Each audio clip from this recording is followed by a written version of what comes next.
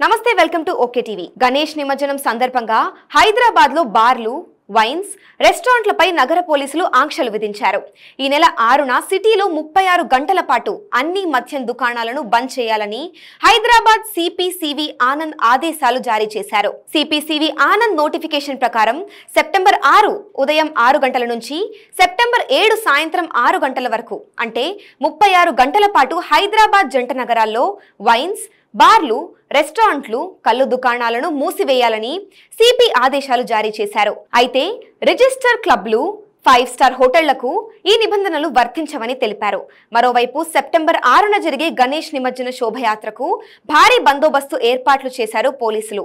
శాంతి భద్రతల కోసం నగరంలోని పోలీసులతో పాటు ర్యాపిడ్ యాక్షన్ ప్రొటెక్షన్ ఫోర్స్ ను కూడా రంగంలోకి దింపారు.